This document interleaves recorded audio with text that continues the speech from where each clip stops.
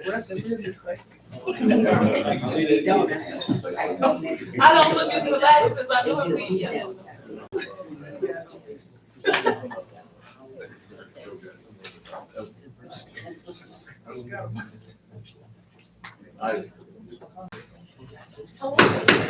Call the meeting to order. We'll have invocation by Commissioner Ron Singleton, followed by the pledge of allegiance by Commissioner Edward Eisen. Father God, we come now, Father, thank you for this day, Father God. Father, we just thank you, Father, for all you're doing, Father God, for this city, Father God. We ask that you just look over this meeting, Father God, and give us the right mind, Father God, to do things, Father, that you will be pleased, Father God. Father, these are the blessings we ask you, God. So in Jesus' name, amen. Pledge allegiance to the flag of the United States of America and to the republic for which it stands, one nation, under God, indivisible, with liberty and justice for all.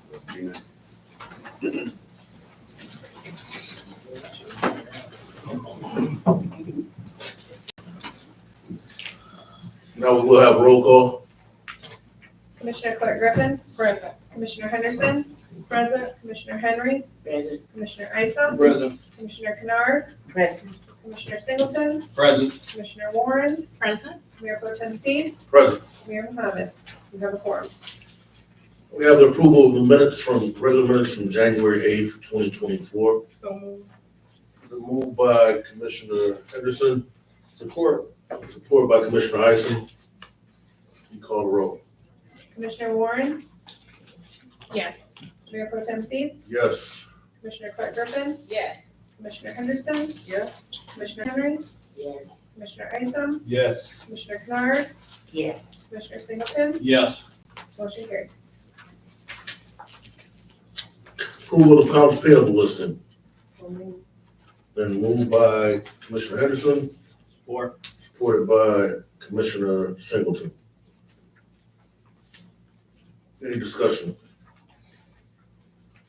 Commissioner Henry. Last meeting, we discussed amount of $8,100 for lawn care at the cemetery, and we're expecting to get a response to that and understanding. So there where I am, I did send in some requests for AP questions, and I didn't receive a response. So knowing that, I will not support the AP list again. But I would like to have an answer as to about the cemetery and the leaf removal.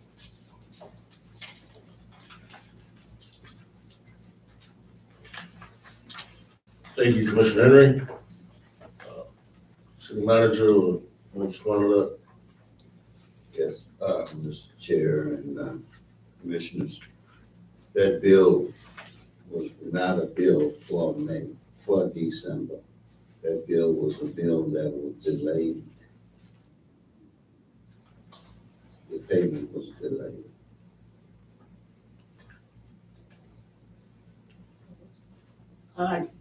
Okay, thank you for giving us that, but I remember the date that it had on it, and I don't think it had I think it had a December date on it.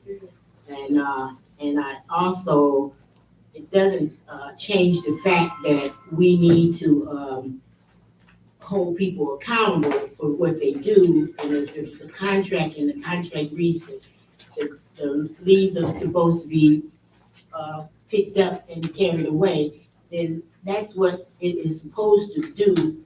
And so I'm sorry, it did not answer my question or put some ease to my mind as to what's happening. The leaves were not taken away, and the contract says it's supposed to be taken away.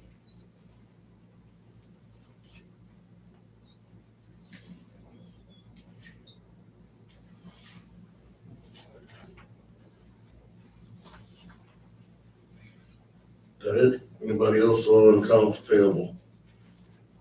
Those- Is it anything gonna be done about it? Is it gonna be more a conversation or what? Or do we just allow a contractor to get paid for not doing their contract, paid for fulfilling their contract? What are we gonna do? We're not gonna do anything? We're just gonna listen? Something is done and that's it? Before any contract is paid, if the work has been reviewed and it comes to me signed off by the person that did the review. When they sign off and notice that the leaves were in the gap gully down there, that they weren't taken away? They You're were- saying to me that your staff went down there and saw all of those leaves, 3 feet, 4 feet deep, and they come back and told you everything was good? I'm saying, I don't know that those leaves were in that gutter. They blow in that gutter, in that ditch. I don't know if they blew them over in there. Mr. Mitchell, I went and looked at it. All the leaves were down there. So nature just didn't blow them all down in that area. So I'm through with it. I'll say, if it's slimy and it's on the doorknob, it's something slimy. I will go over and check myself. And that's past tense. Just for the record, those dates are 11/23 and 12/15. Is what the requisition dates were. So if it was passed, then it should have had a past date. Okay, 11, the one for 11 right there. And the one for, it said, one of them said 12/15.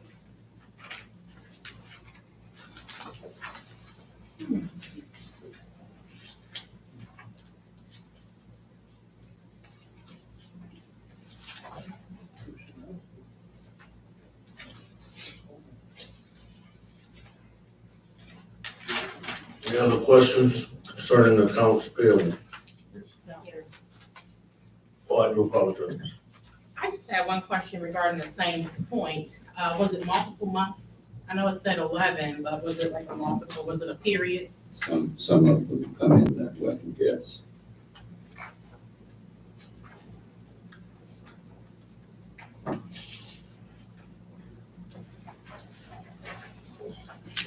Honorable Chair, could I ask that the city manager provide us with the voucher that goes along with the invoice? I get it from the financial director anyway, but I'm asking you because she's on her way out, and I know you have that information, so if you could, through the chair, if you can get city manager to give us the voucher and the invoice that goes to the voucher. They'll determine exactly what we're paying for. Commissioner, are you stating that you want it on every line purchase item, no matter the amount? No, I have a standing request for the attorneys and the engineering, but I'm asking for this one in particular because the question has not been answered. And that's with the leaf removal? I'm sorry? Is that with the leaf removal? Yes, And are you stating that the leaves are still there? they were there last week. Week before last too. Have they already been paid? Yes, $8,100.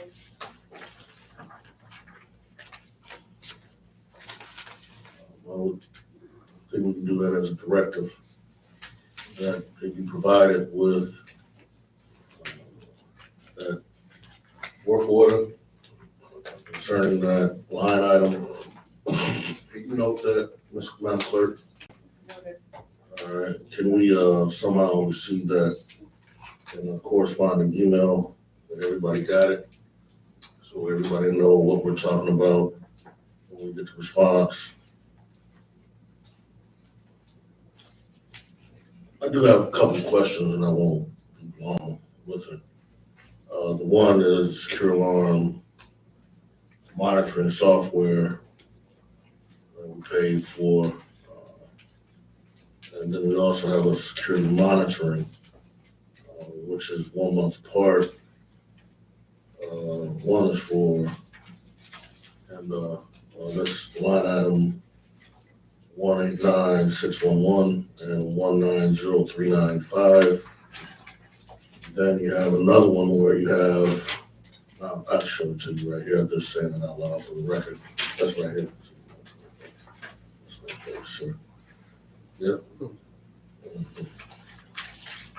Then we have also the one for licensing, for, I think it was line item, where we go?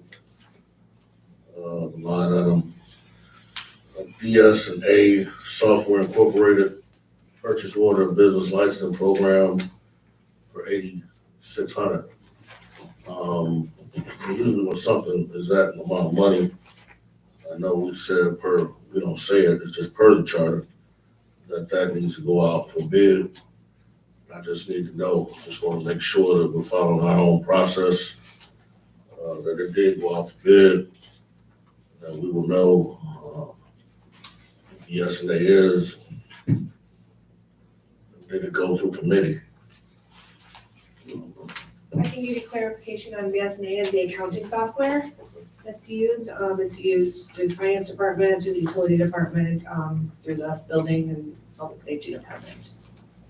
So is that amount that we pay every year? That I cannot answer. I can just answer what the software is itself, as far as your question for BS&A. Okay.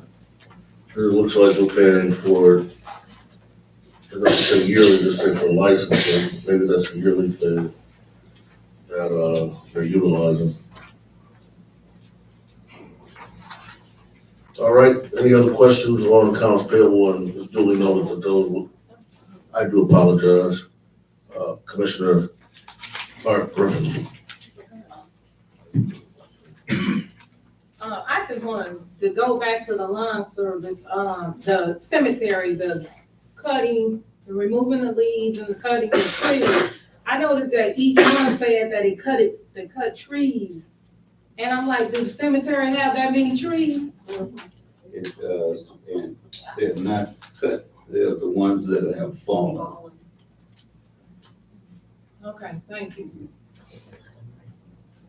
Commissioner Henderson. I have a question about Republic Services. We have our own, so is this additional to, what we're already, paying, the $5,861.50 for Republic Services, which is a separate, waste removal? So is that some kind of, it says container pickup, we have some containers someplace? I'm asking a question, who would Yeah, know? that's what I'm trying to think of. Y'all gotta speak up so we can hear you. Can anybody ask? Does anybody know? Do you know what that one is? That was for? Good public.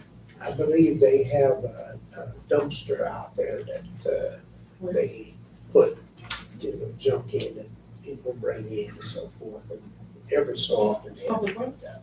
Yeah. Oh. Yeah, Public Works has it out there. Okay. So how much would it cost us to own our own? It's already listed. That's probably not for this meeting, but that would be a great, thing, if we own our own dumpster. Probably pay less than $5,000. The problem is with a dumpster though, you gotta have the equipment also for picking it up, or else you gotta pay somebody else to pick it up. Remember, you may know it has those arms on it that push into set on top and carry it. So just having the dumpster wouldn't help us much unless we had a truck also that would lift it. And so is this a weekly, monthly? This is one. I'm not sure it's even monthly. I think it may be just until it gets filled up. Whenever it gets filled So that's probably once a month, twice a month. So we paying over $10,000 I'm just saying probably to have trash maybe, dumpsters. maybe every couple of months. That's inefficient. We probably. We'll get the facts, we'll get the facts on. Yeah, we need to get some efficiencies. Okay, thank you.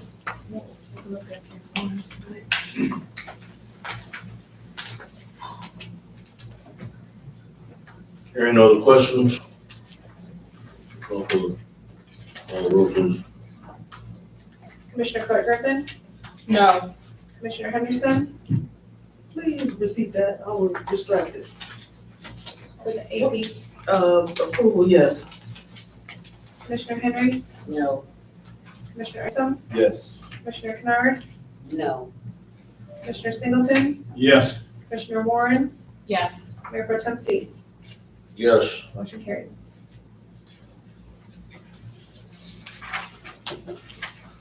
That brings us to a presentation from the Friends of Berrien County Trails. Are they here?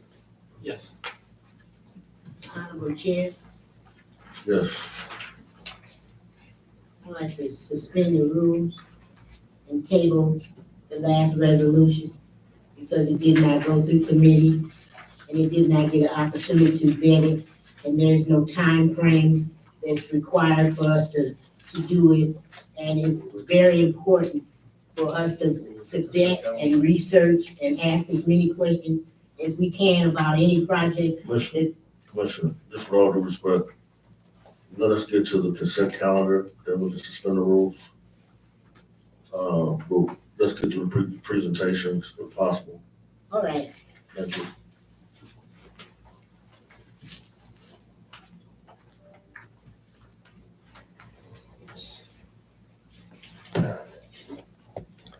Well, good evening, Mayor Pro Tem Seats and the commissioners of the City of Ben Harbor.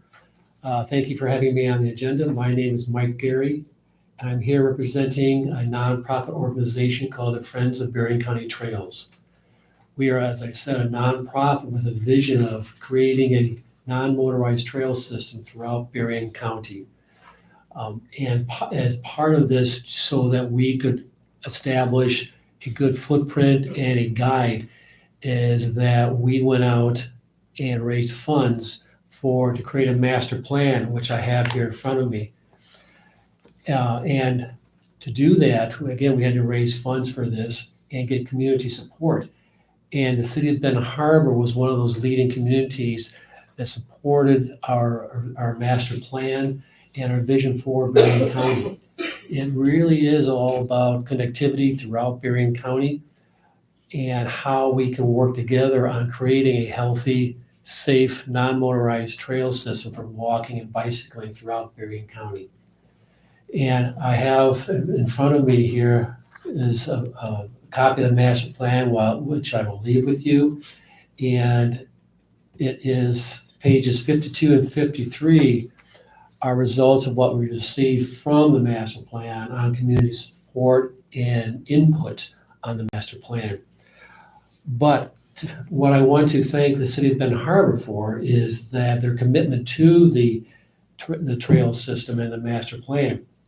And each year, the Southwest Michigan Planning Commission looks at all the grants, all the community activities throughout a 3-county area.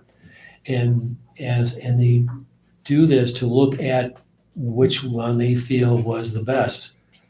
And it's part of the Graham Woodhouse Intergovernment Effort Award. And this past year, the Friends of Berrien County Trails Master Plan received that award.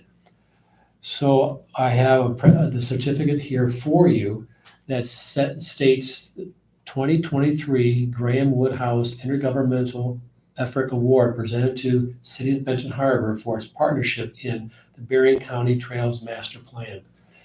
And as you go through, again, your individual master plans with your vision of whole park, the idea of connectivity with safe connectivity of bicycling, walking throughout the Ben Harbor area, throughout the Berrien County area is something that we are really striving to create.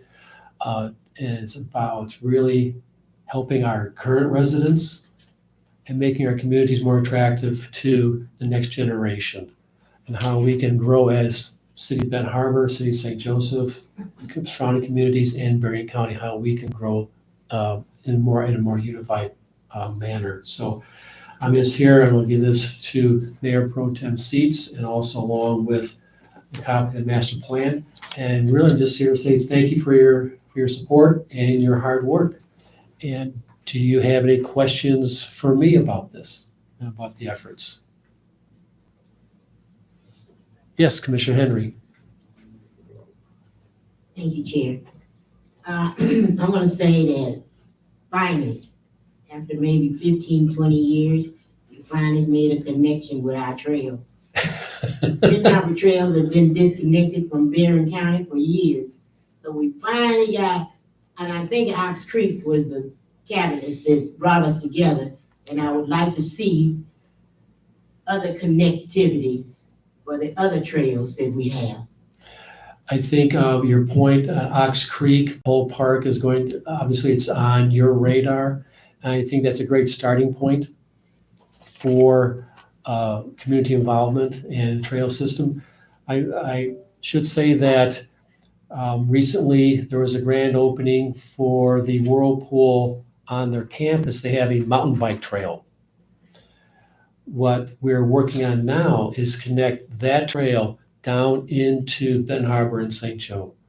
And if you can bicycle or walk from the Whirlpool campus down along this trail, which will follow 63, then you'll be able to walk or bicycle right into Benton Harbor. You can come down to the Arts District, the whole park, all that whole area opens up. And it's a 3-mile stretch from the Whirlpool campus to where it touches Harbor Shores. But those 3 miles connect to over 30 miles of possible trails, of sidewalks, walking trails, biking trails. So it is a great opportunity for all of our communities to come together, as you mentioned, for safe connectivity. And that's what we're really working on. And this started about 4 years ago, and through support of all the communities within Barron County and the area, we are really excited about the future. Thank you. Any other questions or comments? Okay. I'll give this to Mayor Pro Tem Seats. Thank you.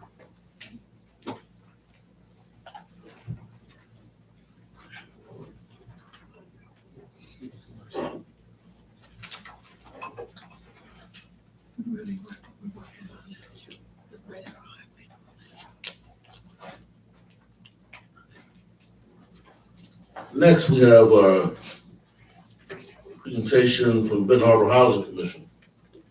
For anybody at home.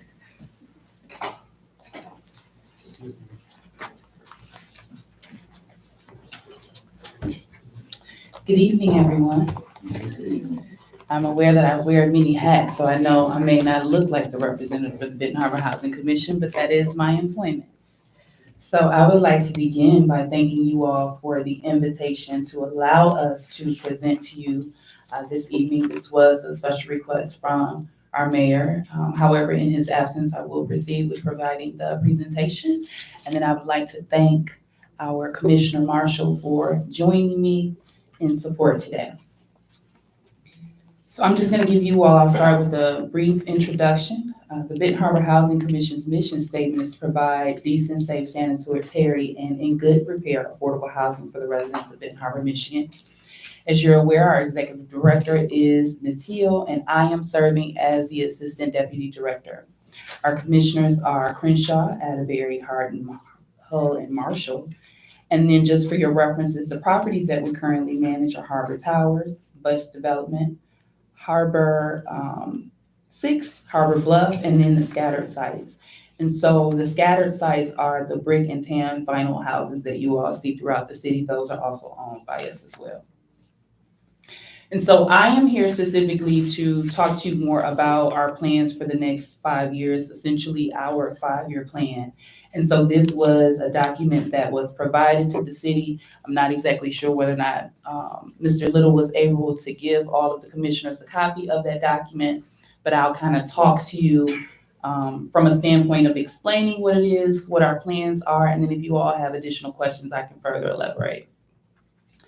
So the 5-year plan that we have essentially focuses on what we're going to do with our capital fund spending. Where are we going to place our dollars? And so capital funds are the funds that are provided annually to public housing agencies for development, financing, and modernization of public housing developments for management improvements. Because it's a 5-year plan, it's budgeted over a 5-year term, of course. Our 5 years for this particular term are 2023 through 2027. So when we're looking at that, we're not just thinking about what it is that we need to do now, we're also looking big picture and planning things out for that full time frame. We also, within that 5-year budget, create a 1-year annual budget. So the 5-year will look at what we're going to do for the next 5 years. The 1 year will look at specifically what are we utilizing and what are we doing within this fiscal period. And so another one of the documents that was provided to the city, there were 4 total, if I'm not mistaken. There was a 5-year action plan, which is the HUD 50075.2. There was an annual statement of performance and evaluation. That is essentially the 1-year plan. There's an annual PHA plan and then a 5-year PHA plan. And those PHA plans are essentially a more detailed narrative version of the budget that we've provided to you all. And so when you take a look at this 5-year plan, you will notice that the funding that we are spending is designated in certain sections. So those sections you will see are operations, management improvements, administration, and general capacity improvements. And so there are certain requirements and limitations as it relates to the amount of funding that we're able to put in each area. And so what we do is essentially look at the base amount that we're going to receive for the year or what we anticipate receiving over the 5-year term.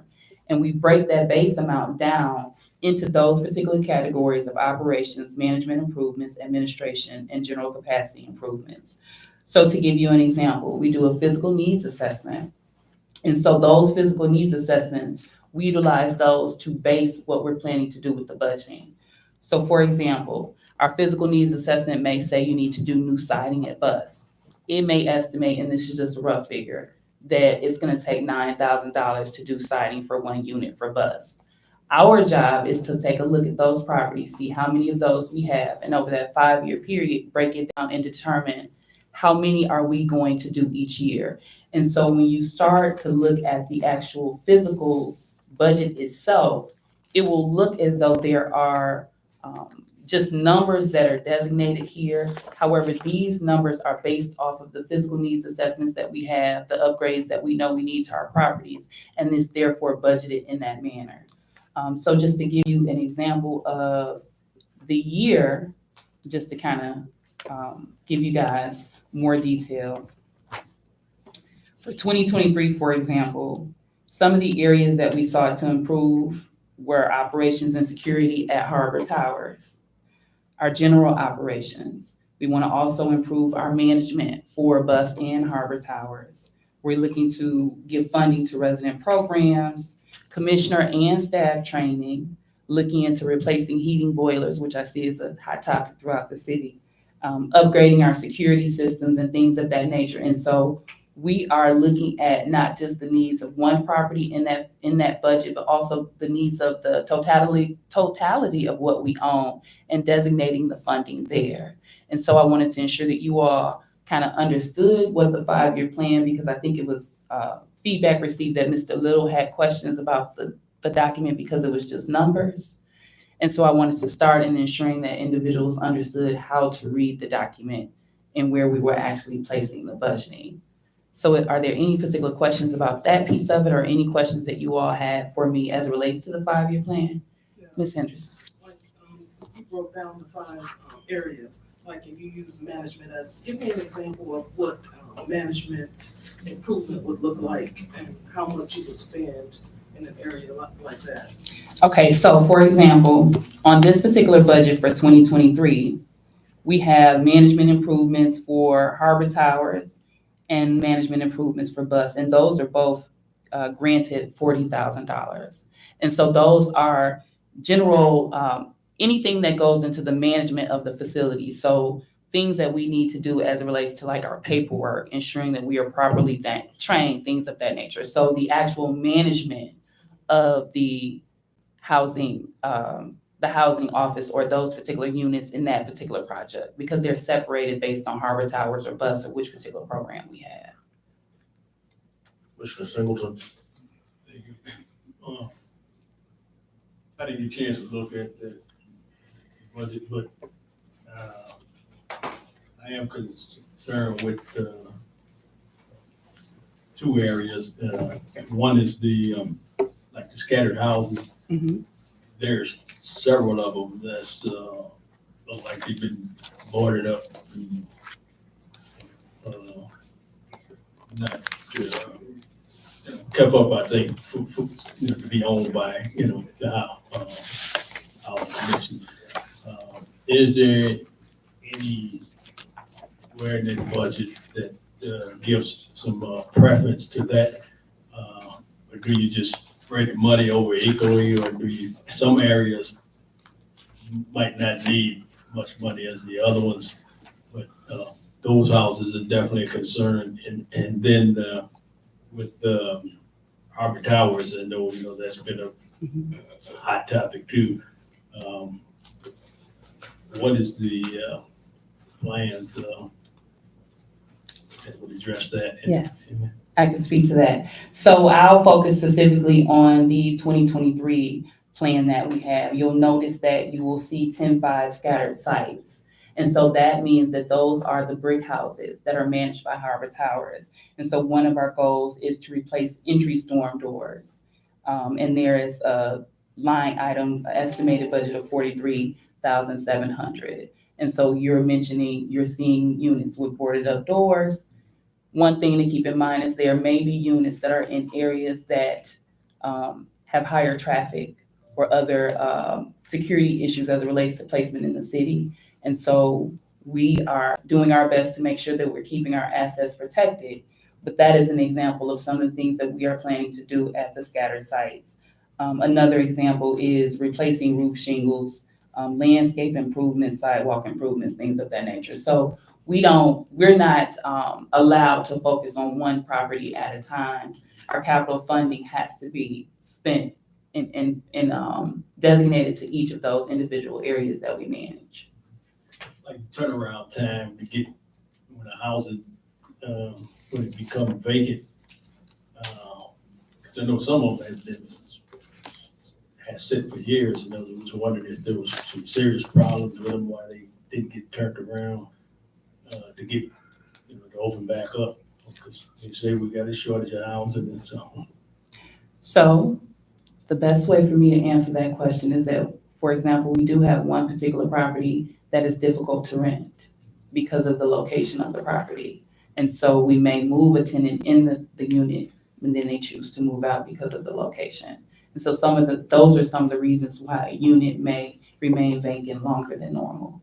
But we try to do a quick turnaround. Once a tenant is letting us know that they're vacating a unit, we're making plans to get either our maintenance team or our contractors in to rehab that unit so that we can get it back on the market for the next tenant, because we do have waiting lists. And so we want to make sure that we are getting those units turned around. In Harbor Towers, Yes, Harbor Towers. And so Harbor Towers has been a big talking point recently. We do really have amazing plans in store for both Bus and Harbor Towers. As it relates to the 5-year plan, some of the updates that we were looking to make, I'll kind of go through this and then I'll go more in detail about an area that I know you all are interested in. So some of the upgrades that we wanted to do for Harbor Towers were replacing of heating boilers, security cameras, the hot water heaters, fire and safety systems, corridor lighting, things of that nature. And so these are all examples of things that we plan to do over the next 5-year term. However, if you've been paying attention to the media or if you were watching the news, you did hear the congressman mention the term RAD. And so in the 5-year plan that we developed, that plan has to be amended in order for us to include what our plans for RAD are. And so we do have one of our commissioners, as stated, that's sitting here with me. And so I do want to notate that we would have regularly had our meeting on the 25th, I believe, but it has been rescheduled. And so this is information that has not yet been provided to the board because of that rescheduled meeting. So I do not want to jump ahead too far, but I will kind of give you all just an idea of what RAD is as it relates to Harbor Towers and bus. So over the next several years, Benton Harbor Housing Commission will be converting 173 public housing units, including Harbor Towers and bus development, through the Rental Assistance Demonstration, which is RAD. That's what that stands for. RAD Section 18 blend and Section 18 demolition and or disposition. And so you might be asking me, Ms. Robinson, what does all of that mean? RAD essentially is, these are HUD programs that are housing preservation initiatives developed in consultation with residents, public housing authorities, lenders, investors, and many other stakeholders. Through one of these conversions, a property moves from its original regulatory platform to the project-based Section 8 platform. This act of regulatory conversion unleashes opportunities as the Section 8 platform provides for predictable, stable rental assistance, is flexible, is well understood by lenders and investors, ensures long-term affordability for the residents, and increases resident choice. These tools are used to access private financing in the form of low-income housing tax credits and tax-exempt bonds to fund the extensive scopes of work that public housing currently needs. The specific HUD tool utilized is based on a strategic analysis used to identify the program that will assess the highest rents possible for each property and in turn achieve the most extensive construction scope. Essentially what this means is that we're going to look at each property and determine what form of financing we need, what works best for that particular property. And so those are all things that we're currently doing right now. And that's called asset repositioning. So we're currently conducting an asset repositioning analysis to ensure the agency is best serving the residents and the community.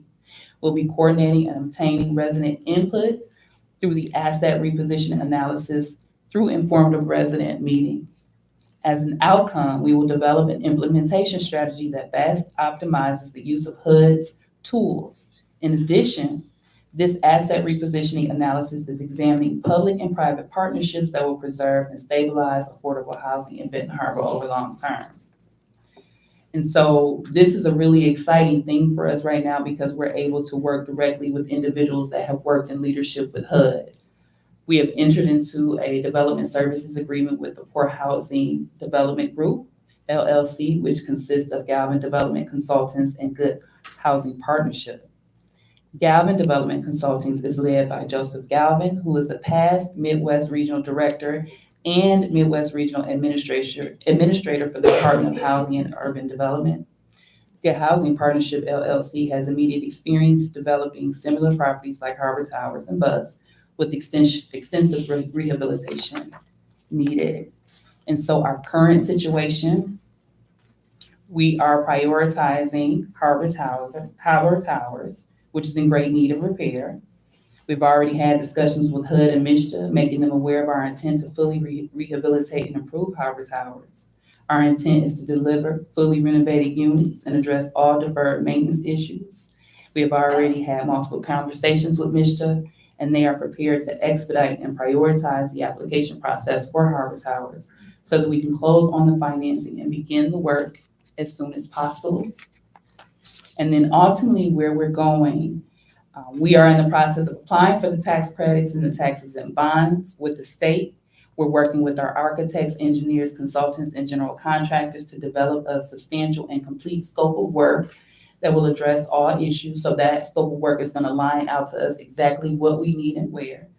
And then we will be submitting our plan to HUD for final approval in parallel with the state allocations process.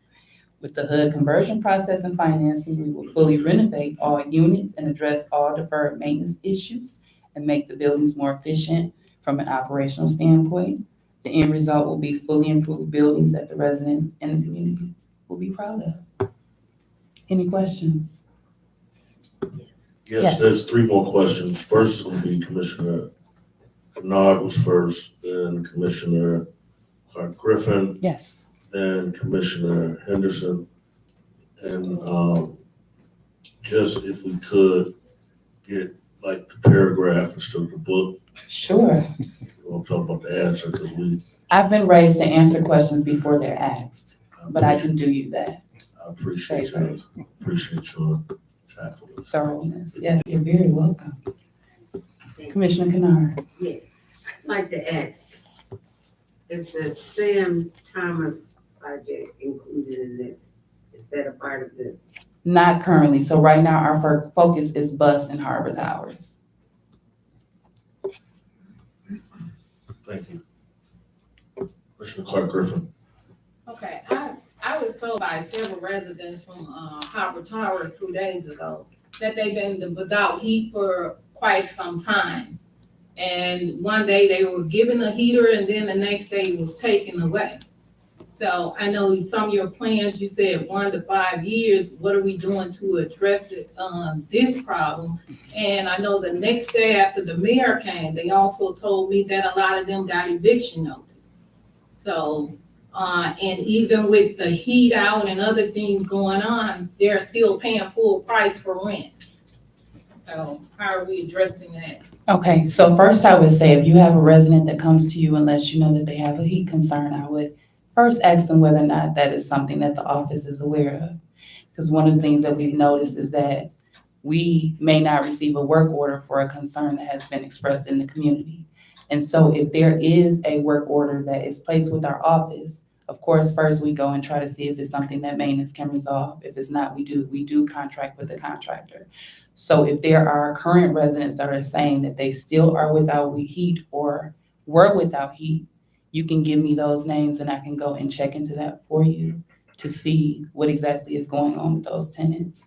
Now, as it relates to anyone being evicted from a unit after the mayor came, I would think those are separate events.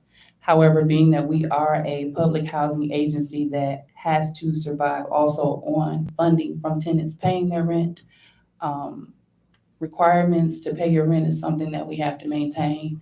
However, eviction may not always be a result of lack of payment. Sometimes it could be because they are creating an unsafe environment in the building for the other tenants. And so that is not something that I don't think any of us would want to have going on in the building.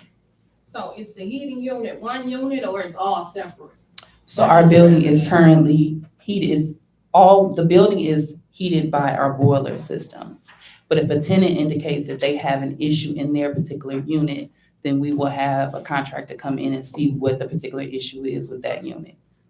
So if it's by a boiler system, if the heat is down, if the boiler's acting up, then that would affect multiple residents. Not just one always. unit, Not But always. sometimes. Not always. This was several residents. And they said one day a heater was given and then the next day it was taken. And it's been going on from what they've told me several months.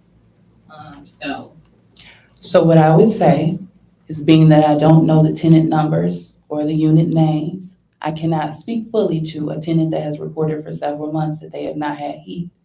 Because anytime I become aware, we become aware of a reported issue, we do attempt to resolve that as soon as possible. Especially if there is a follow-up that is made that we have not resolved a concern that was expressed. So what I would ask is that if you have particular tenants that are in particular units, if you could forward that information to me, and then I can follow up with our management to see if exactly what's going on with that. And so if we have multiple tenants that are expressing they have an issue, we treat those as separate work orders, and we go out and we look at each of those issues that are addressed. And we know for years there's been problem issues with Harbor Tower. So when all these issues that's been going on, do you guys adjust the rent to when it's all these issues, the elevators flooding and it was, everybody's aware. So, and from what they say, they pay the full amount. So we all know it's been issues. So do you adjust the rent? So I think you're referencing last year's situation where the pipes flooded. Our rents are based on income. So I do not believe that there is a standard that allows me to dismiss a requirement to pay rent. However, if there is an issue that is expressed in the unit, we do make our effort to resolve that issue. And I do hear your reference to issues that have taken place for years. I can only speak to what has taken place in the last year that I've been present. But we do our best to get on top of concerns when they're expressed directly to our management office. And if they supersede management and they come to me, I address them as well. Who is the management office, if you don't mind stating who's over the management team now for Benton Harbor Housing Commission. The Housing Commission in general, or which Housing particular Commission in unit? general, the ones that you would go to if you have a problem. Used to be Miss Hill, I thought it was, somebody else too was there. Okay, so the way that our hierarchy works is that our executive director is Ms. Hill, and then you have myself, we're the administration. If you are an individual that has a particular issue with a unit in Harbor Towers or a brick house, your management office is located at Harbor Towers, and that is Mr. Barnes.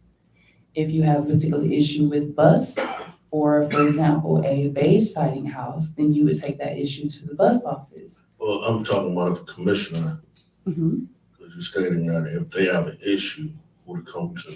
Oh, me. So the preference for. It would be, so I would say my preference and respect would be to the executive director.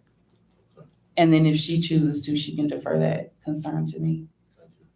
Commissioner Henderson.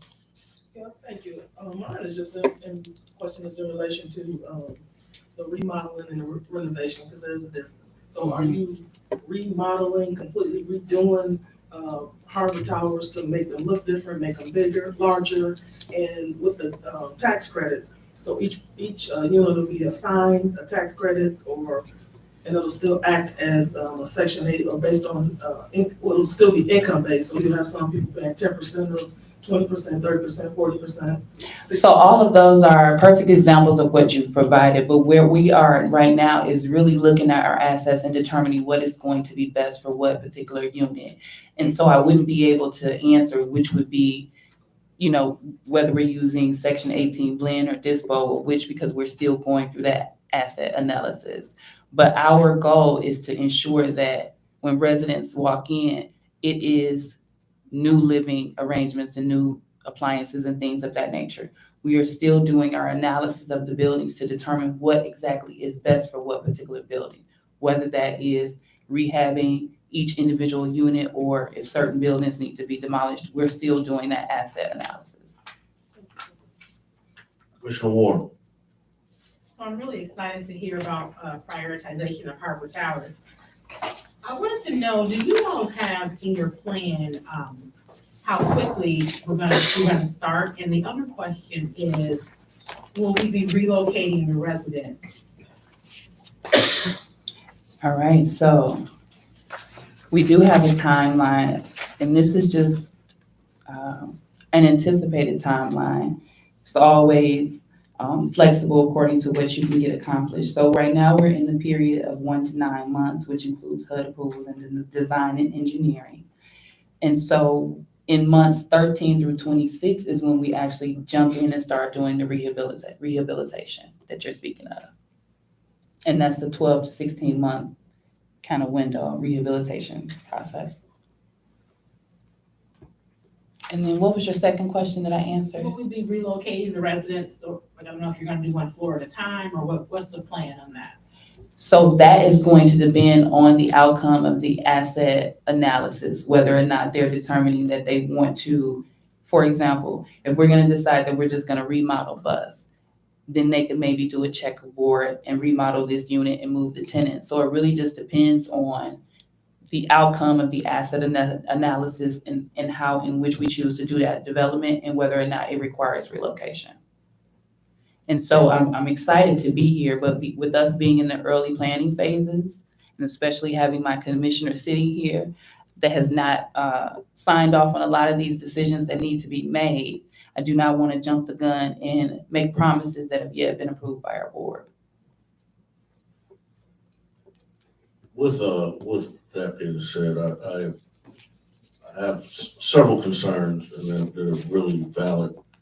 And it seems like almost a common sense thing, but I heard somebody say common sense don't cost something. And so you have an elevator problem there. It's been an elevator problem there for years. The elevator gets repaired, then it breaks. Gets repaired and it breaks, gets repaired and it breaks. Why not have people who are in wheelchairs on a floor that's wheelchair accessible instead of having them on a floor where they'll have to access the elevator in order to get down, because if a fire ever happens, somebody's gonna be responsible in getting them out of there whether you firemen carry them or how you're gonna get them out of there, out of that building. That's one concern that I do have. The other one is the congregation, congregants that people out there 24 hours a day, 7 days a week, who don't live there. Something has to happen in order for you guys to change that perception of what is happening there, because I know a lot of times when you go there, different things, and I'm not saying that, we have to, but no loitering is easy. It's an easy problem to fix. Other thing is that with your security, or not even just security, but the aspect of, people who get in there. We've had a lot of issues there with the police having to come over there every day with alarms, false alarms. I think it was to a point where we were coming over there so much that, they had to start billing for the false alarms that was going on. I don't know if they got that issue fixed with the fire alarms over there. They kept ringing and ringing and ringing. And we kept getting false alarm after false alarm after false alarm. And the communication gap was such far that when we had an issue with the management team, it seemed like it was kind of brushed over. I think I said 3 and got 4. The treatment of residents, is there any kind of resolution that can happen? Because we get a lot of complaints, and as you said, I know we're dealing with human beings who pay rent. First thing, if they don't agree with you, you can't just put them out. If they don't agree with the process or some things that are happening, and if somebody's over there cold and they get a heater, and she brings, the commissioner brings that information, the next thing you know, they get an eviction notice. That's not their problem. That's not our problem. That's retaliation. So if some behavior like that is happening, which, I've kind of seen some retaliatory behavior from that entity before. And I'm grateful that we have new commissioners who are stepping up and leading that challenge, and new faces in management. But I think there has to be a way that us as a commission can get some solid remedies a little bit quicker, because if they're gonna be displaced with no heat in the wintertime, then we have to have a plan for that. We need a plan of action for the residents of Harbor Towers. If they don't have any heat, we need to be able to move them somewhere, whether it's Salvation Army, YMCA, or wherever they need to go. Is there some type of plan of action for that? If there was a flood that happens or fire, is there a plan of action for them to be displaced or getting out of there? Because that needs to be known. And if there is handicapped people who are in wheelchairs who are on that top floor or don't have access to an elevator because the elevators are down, is there any way when we start moving them around, we have a floor just for people who need handicap accessibility? Because I would hate for somebody to be in a fire and they get caught in their chair and nobody's going up there to get them. That's a big building. It's hard to get around. It's hard to maneuver anyway. So you don't have to respond to me now. If they had another question, we don't have to be here all night. But if you do, could you respond just in email form? Because I would like some type of. I'm gonna respond to some of what you Okay, said go right ahead, now. respond to. So I think it's extremely important that we not create a false narrative that Harbor Towers does not have heat, because we do. And so I want to make sure that it's not perceived that that is something that I am stating as a fact, because Harbor Towers has heat. I was answering her response to particular tenants who may indicate that they had any issues, and I'll check into that. As it relates to our elevators, we have 2, not 1. So even though you may have seen where there was a inoperable elevator at that particular time, there was still a functioning elevator. So there is a way No, for. point of clarity, I've been over there when it was only, both of them were down. Okay. It wasn't not just one. Mhm. Both of them were down, and they had to take the steps. So, That's what happened that day. Mayor Pro Tem Seats, Thank you. with all due respect, your question was about a book long. And so I'm doing my best effort to respond to it. And I think I'll be able to get through that a little bit quicker if you would allow me to answer without interjecting. Thank you very much. As it relates to our elevators, the point that you made about individuals that have limited abilities being on first floor is an accurate point. But some individuals may have certain needs, certain handicap accessible units that may have not all been built on the first floor when the building was modeled. And so sometimes those are limitations that we're working with. You also spoke to the loitering that takes place in the security. I'm assured that Chief McGinnis would support me in acknowledging that we have done an amazing job at working collaboratively with the city of Ben Harbor in rectifying those issues.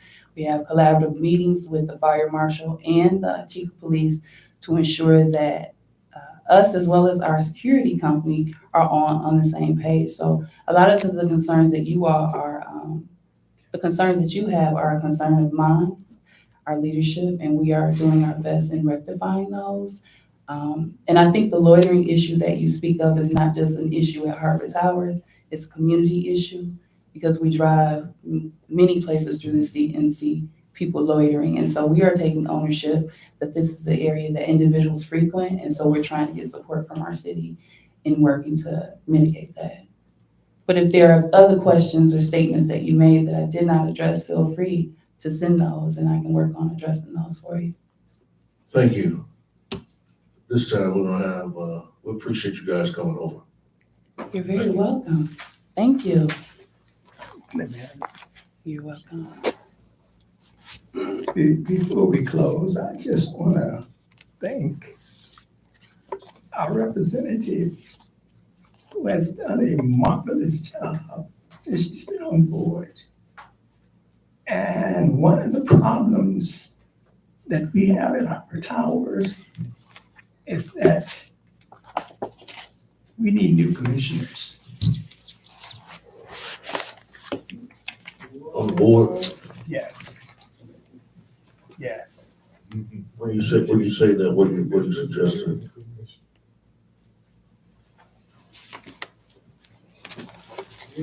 We need new people.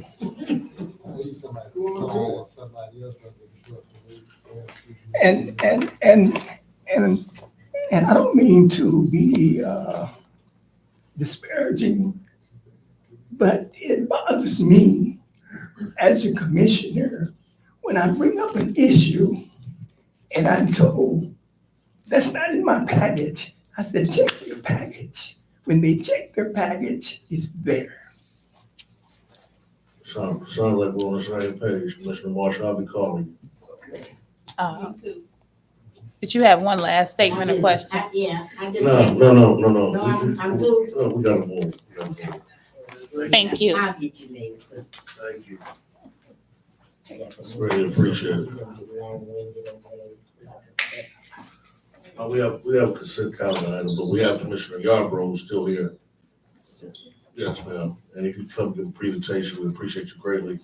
Thank you.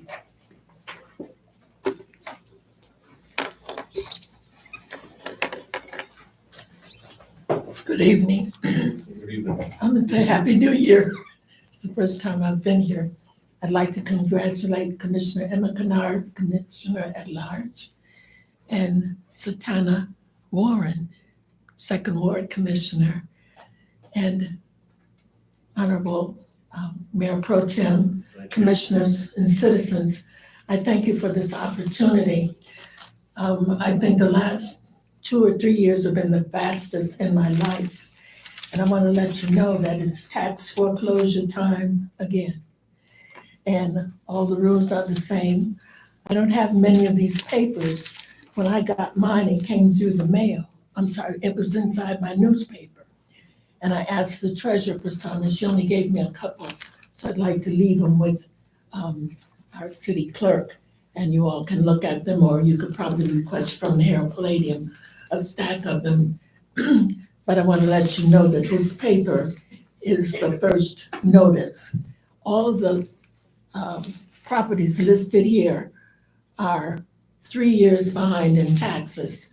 A lot of times people say to us, the county, you just want to take the property, blah, blah, blah.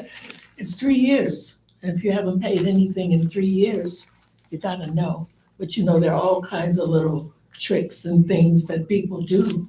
And this is the list. And so by April 1, it must be where you have paid a year down. You can be 2 years, but 3 years puts you in the foreclosure. You can come to the county. There is a date when there will be a show cause hearing where you can come and meet with a committee and enter into a payment agreement. I'm happy to tell you, our treasurer, her name is Shelley White, has, Berrien County Treasurer Shelley White will be at the following locations to assist taxpayers with delinquent taxes. And so she met with Alex Little, and they came up with the date of Wednesday, January 31st, from 1 to 3 p.m. at the Benton Harbor City Hall. And it'll probably be in this room or something. We've done this before where you can go and talk privately and other people wait here. And at that time, she'll be able to enter into a payment agreement. She'll let you know what amount you should be paying. And a lot of times people get in that and they just keep doing it so that forever, as long as they're in their house, their taxes are paid up, and it needs to be so. And so I just wanted to give you some of the dates. They're the same. You know, we went with this company with the computer and all, and it has worked well.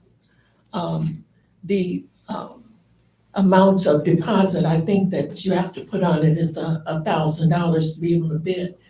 But when we were doing it, when the county was doing it, I believe there was a set amount of $500, and that's given to you right away if you don't bid anything or enter into an agreement. So it's still about the same rules, just a little bit more money. But if you're gonna buy something expecting to pay $1,000, $2,000, $3,000, you gotta have the money. It used to be at 5 o'clock in the evening, or it may now be a week. I'm not, real up to date on it, but it's there. So I'm going to leave, I have a few of these, and let people know if you know someone that needs to talk with the treasurer or needs to go into a payment plan, that she will be here on Wednesday, January 31st, which is a couple of days from now.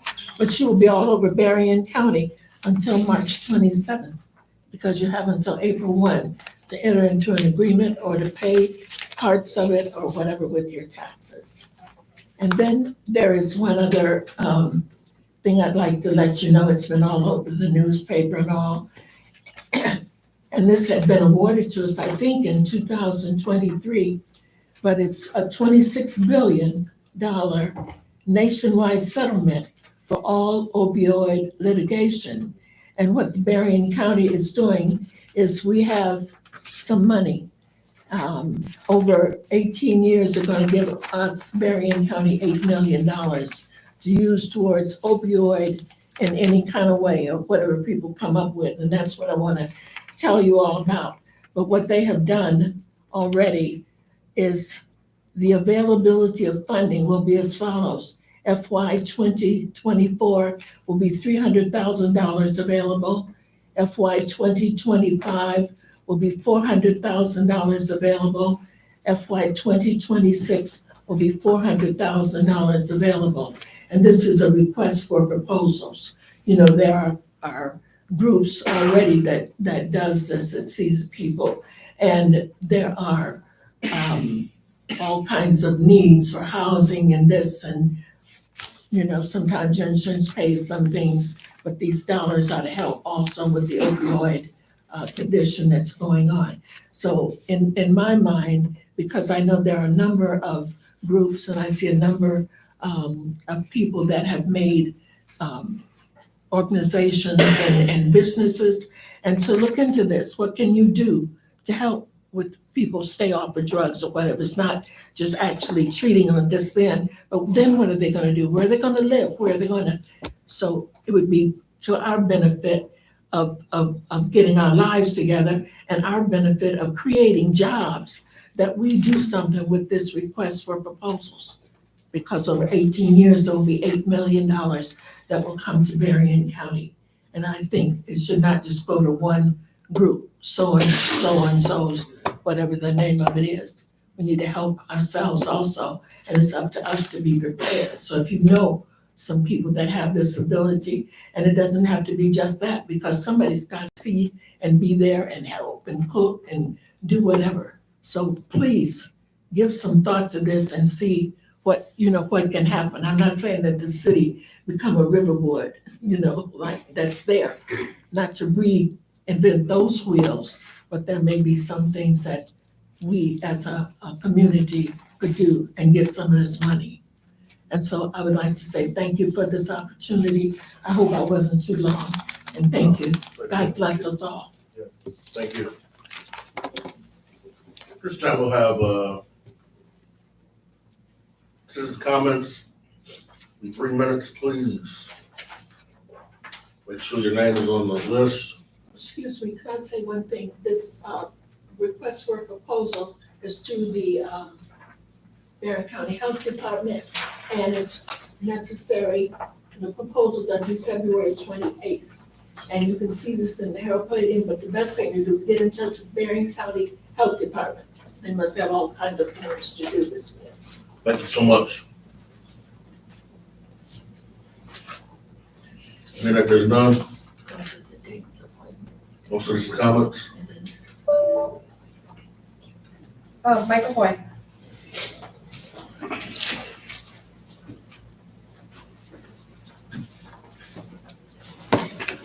Good evening. The first line of business, Michael Hoy, 292 Bellevue in the city of Benton Harbor, business residential. First line of information I'd like to bring to you is the precinct captain of the 2nd Ward, the delegate.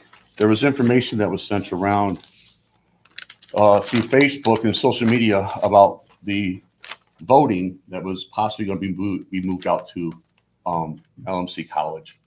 The voting for the city of Benton Harbor is still exactly that. I think the clerk is going to speak a little bit more on that, but the notice that was given was this is for early voting. This is only for early voting, period. It's not to move any precinct out of the city of Benton Harbor or any other voting out of the city of Benton Harbor or any other municipality. This is for early voting out of LMC College. In that, out of our meeting, we have a very large population also of Spanish in our community. So we're looking to get this information also out in Spanish so that way it's bilingual. So those are two of the things that we're working on for the next part of information getting out for early voting. Changing that, it's with a heavy heart that the first pioneer family who started the arts community passed away, Judy Jones. And Judy Jones was the first family pioneer who took the Turner Furniture building and made it into Arts Cafe. The Arts park across the street, the Yarbroughs were the ones who actually said, make this a park, and brought the water to that park. And Judy took after that park. And I just want to give, our hearts go out to her as one of the first pioneers of the art community. And hopefully we can get some type of letter over to her. Also, I was able to receive this from Richard Hunt in his memorial that just took place. And I'm going to read just a piece of that, of his memorial.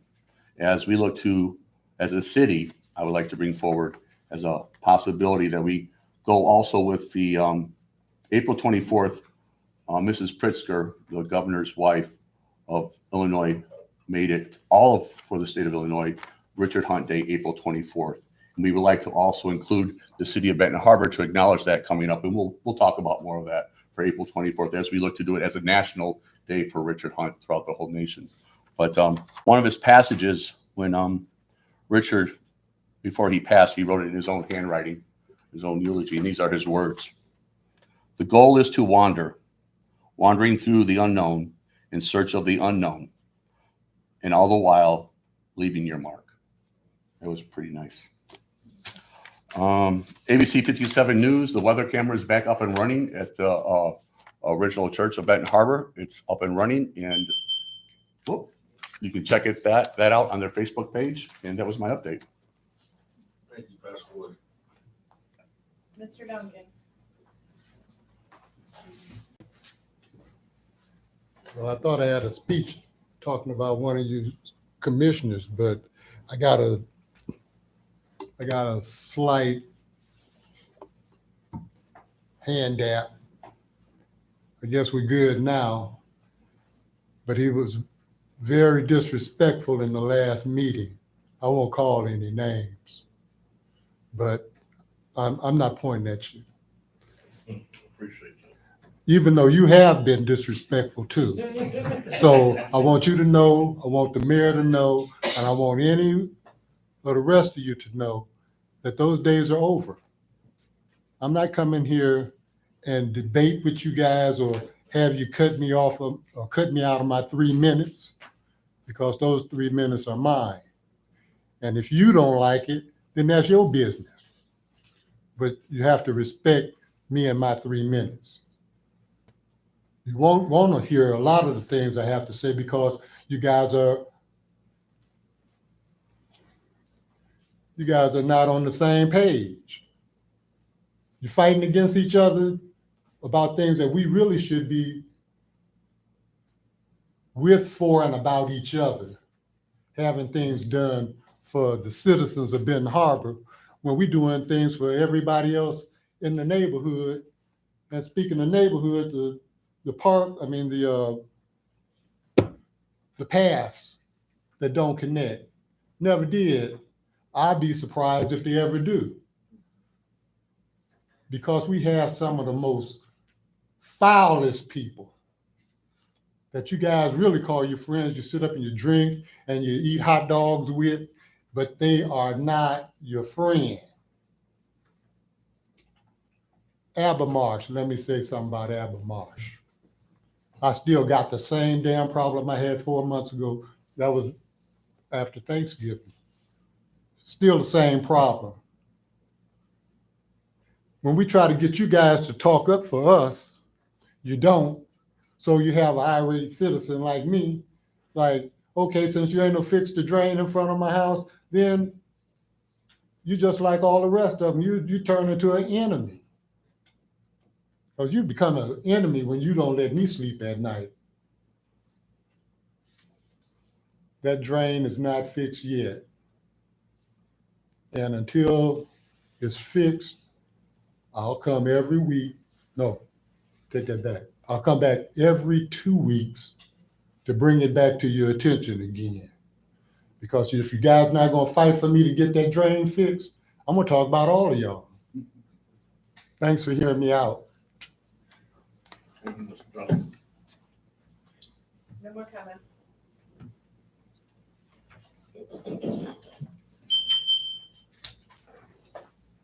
That brings us to the consent calendar item. Item on the consent calendar items. The motion to support. So moved. It's been moved. Mr. Henry. I'd like to make a motion to table this last resolution for authorizing the city manager to accept a grant agreement for MDOT Category B program to resurface Jefferson Street. And like I said, it did not get vetted, didn't have an opportunity to make sure it was something that the citizens wanted or needed. There's no critical time limit on it.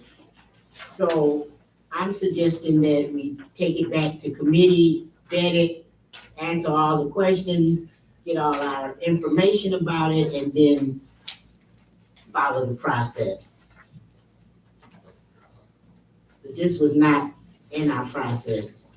Just for a point of clarity, Commissioner Henry, you're speaking of the last resolution to resurface Jefferson Street?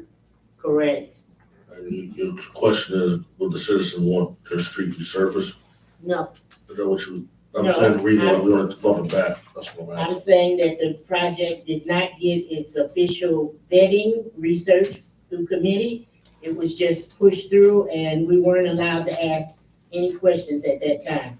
And I'm asking that we table it to go back to committee and so we can do it the right way. Commissioner, just for a point of clarity, I want to yield to Commissioner Edward Isom. This did come through, thank you, Chair, this did come through Personnel and Finance, but it wasn't vetted out. Commissioner Henry, can you get your questions written down and sent? Excuse me, no, I cannot. I'm an elected official, and I'm only elected because of residents. And when we look at YouTube and we speak and ask questions and everybody get an answer, that's what I'm looking for. And I cannot do it from this I need to do it from committee meeting that's there to vet. And it was very disrespectful to not allow us to discuss something. It's against Robert's Rules of Order as well as parliamentary procedure. We must discuss it before we vote on it. So my motion is to table it to the next committee meeting to be vetted.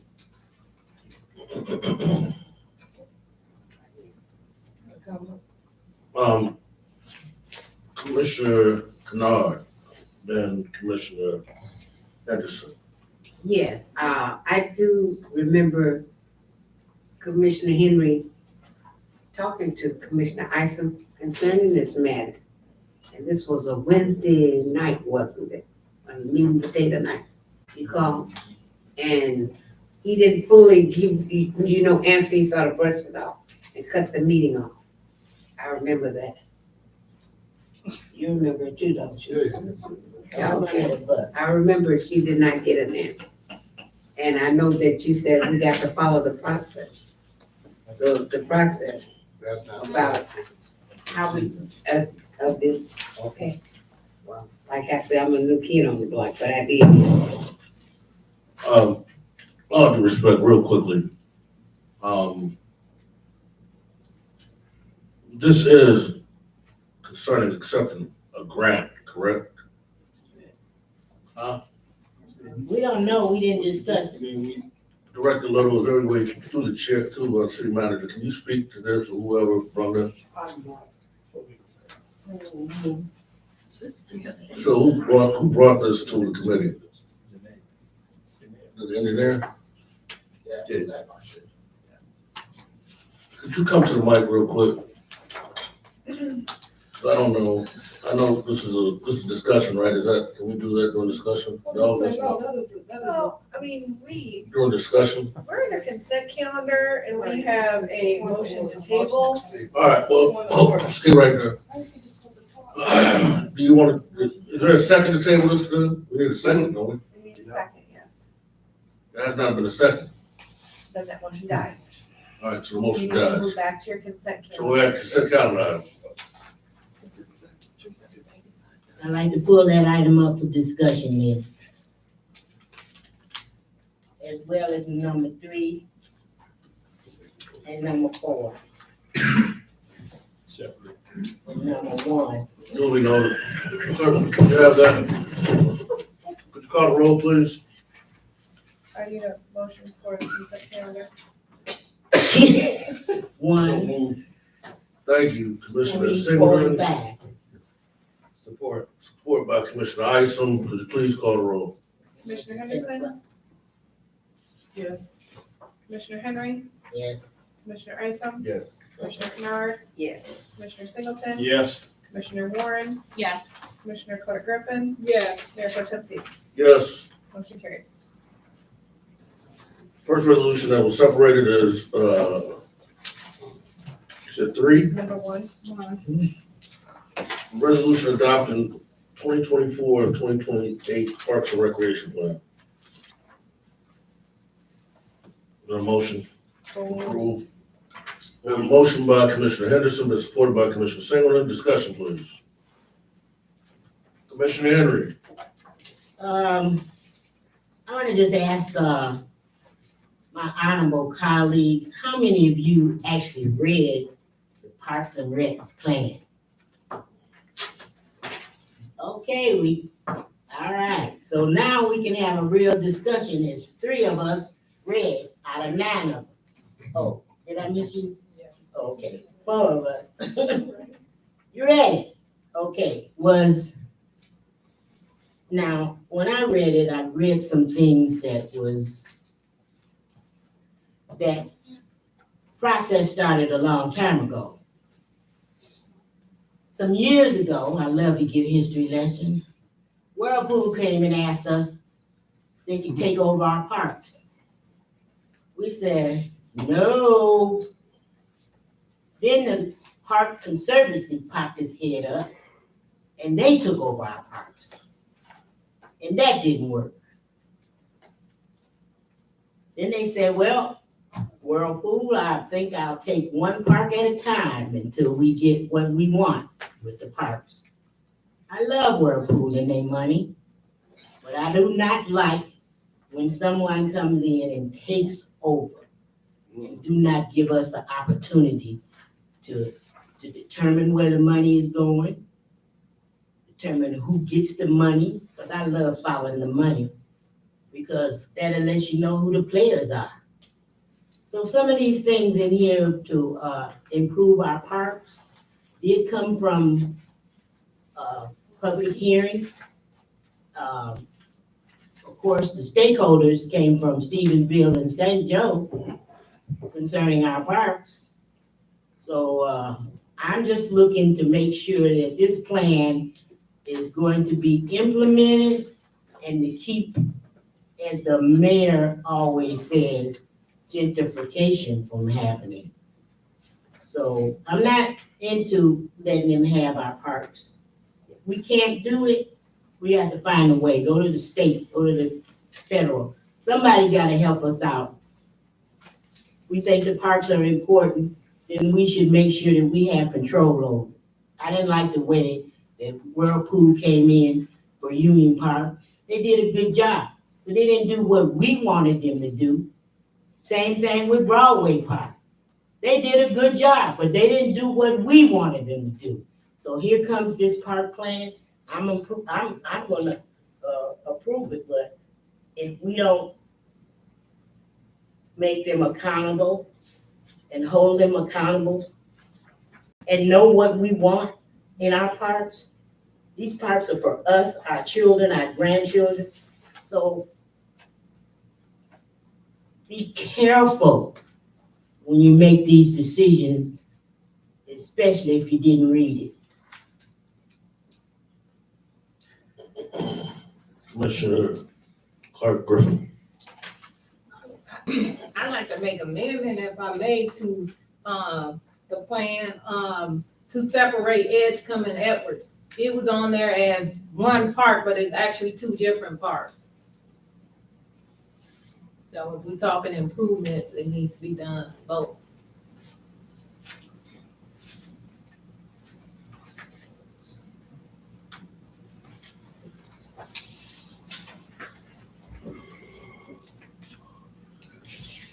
That something that's possible. You know that.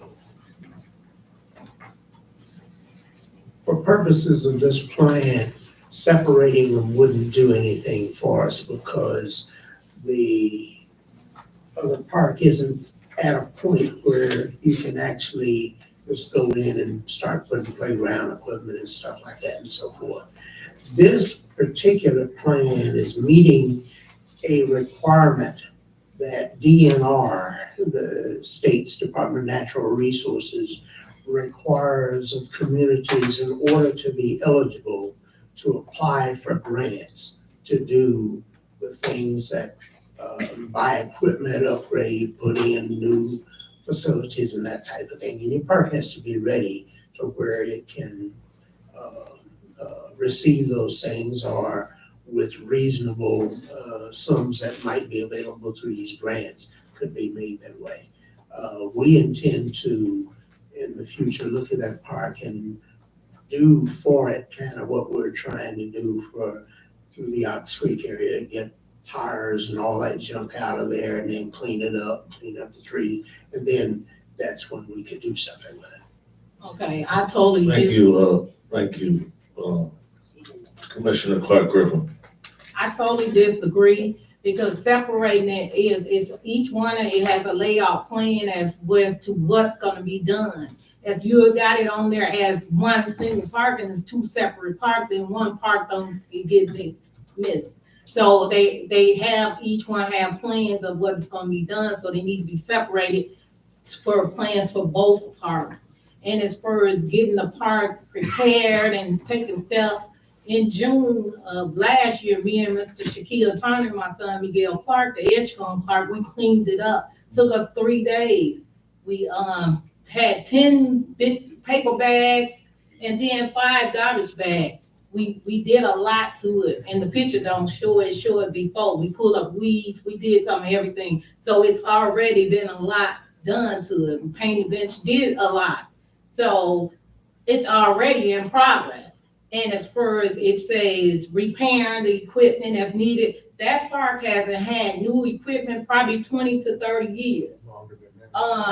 So it needs, I see all the little parts and new parts that's coming up all around it with new equipment. I want to see new equipment over there also. And please, I'd like to make a amendment, as I stated, to separate those parts because it's 2 different parts. Thank you.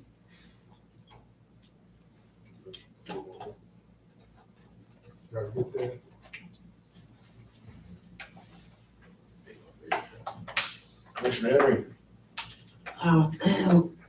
I'd just like to know, what would it hurt if we put it in 2 parks, made it 2 parks? What would it hurt? I see what Commissioner Clark is saying, but it is 2 parks, and it is to service the people, the children in that area. We have a lot of children over in that area. Right now, they only have 1 park. It's a kiddie park. So, I think I agree with Commissioner that we make it the priority for 2 parks instead of 1. If it's not gonna hurt the process, I think that, it will definitely put, priority to both of those parks. And I support.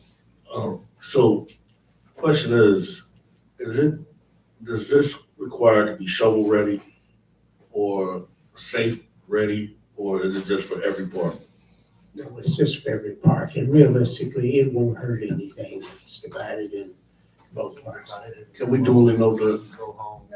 Thank you. Call for the question. Commissioner Henry? Yes. Commissioner Isom? Yes. Commissioner Kennard? Yes. Commissioner Singleton? Yes. Commissioner Warren? Yes. Commissioner Clark Griffin? With clarity, provided that we separate those 2 parks and we make improvements to both parks. Yes. Commissioner Henderson? Yes. Mayor Pro Tem Seats? Yes. Motion carried. Now to the next item on the agenda, which is, Item number 3. resolution approving a contract for building inspection services with Todd Herder Inspections LLC. So moved. Been moved by Commissioner Singleton, supported by Commissioner Isel. Discussion, please. Commissioner Henry? We met a couple and we looked at their credentials and they seem like something that we really need. But there's one little problem with it. They don't want to give us local income tax on their contract. And I just believe that everybody should have to do it per the resolution. And it just says blatantly in their contract that they don't want any taxes, anything taken out of their salary. And this is a family unit, a husband and a wife. It's $75 for a household an hour. And I think that they are, they're needed in the city, but they must give back to the city like everybody else does. I give, everybody else does. Why should they have an opportunity to make $75 in a household, one household, and not give anything back? So that's the only thing that I've got to say about this contract. Commissioner Singleton. Thank you, Mayor Pro Tem. It's my understanding that that's a paid contract, am I correct? Yeah. And they don't take out the taxes from what they do, once they file their taxes, they earn that money in the city. And they will require any money that they make in the city to pay city income tax on. So it's not taken out of the check weekly, but when they file the income taxes, they have to, any money that they make in the city, any corporation, any contractor, they had to, when they file their taxes, they'll have to pay city tax if they earn money inside the city limits. That's what I saw. That's true. But then I'm getting different stories from different people, so I'm assuming that you know what you're talking about, Commissioner, and I'm upset that. That is a 1099. 1099. That, cause I know I get a 1099 and I pay. So, thank you. That is true that they have to pay at the end, it's okay. I do have some concerns with not the contract, but the reach of the building official, the building inspections services department. I think we do need to put some restrictions on them. We got licenses that are going out here that they're signing, that say the building official on it or the building inspections on it. They have no business signing stuff that don't come through. Some things need to come to this council before they sign them. And I need to correct their reach. And I think that if we don't stop them, then it's gonna continue. And you're gonna have people popping up liquor stores, popping up whatever kind of tiki lounge you wanna do, or rooftop ballrooming or whatever. I do think their reach needs to be stopped. I don't know if is this entity gonna fall up under public safety now? Always did. Okay, so we have an issue with that, or the building official. That's not the building official, that's the building inspector. Is that correct? No, it's not official. So this is gonna be this is the building official. Not official. So does the building official have authority to sign Mm. documentation for liquor licenses No. The state or comes. transfer of liquor? It has nothing to do with that. State, that totally has nothing to do with that. Okay, so. Strictly construction. So we know we got an issue now. 'Cause somebody signing for anything in Ben Harbor without coming to the commission. And I still have not heard anything about that entity right there over here. I guess I'm confused, because we should be mixing like For the building, avocados and bananas. for the building official. Has nothing to do with licenses. Never has. All right, well, permits, I'm sorry, permits, not Nothing to do licenses. with liquor. It's all building. Electrical permits, plumbing permits, construction permits. We haven't had one in many years, and that's why we're in the shape that we're in. Okay, Basically, what he. I appreciate that. Thank you, that being all, anybody else on that?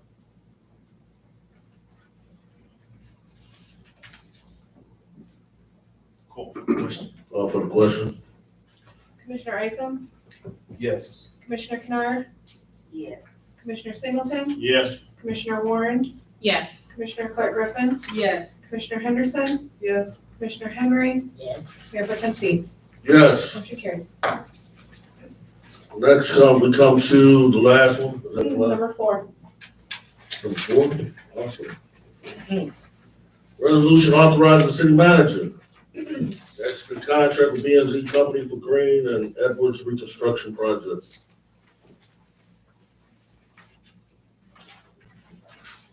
Motion. So moved. Support has been made by, motion been made by Commissioner Henderson, supported by Commissioner Isom. Discussion. Commissioner Henry. Thank you, Mayor Pro Tem. B and Z is in my ward. I visit them often. And over the years, I've always asked them the same question. How many Benton Harbor residents do you hire? You give me contract, how many Benton Harbor residents do you hire? Then I come back to staff and I ask them, do you verify these guys are hiring people, Benton Harbor people? And that's a negative. I never get a affirmative that they hire. So now we're getting a report that's connected to the project. And they're giving us a quote of how many Benton Harbor residents they're going to hire, how many Benton Harbor residents that they have hired. So B and Z, I went to the Christmas party just to see who showed up. And I saw 3 Benton Harbor residents. 2 work on outside jobs and 1 is a gopher. He does gopher stuff. So I'm not sure that they're following it, the 25% of subcontracting work or Benton Harbor residents getting jobs. So I'm asking through the chair that staff really verifies the address of the Benton Harbor residents that work for these companies. Is it 49022? That could be Benton Township. That could be almost Sodas.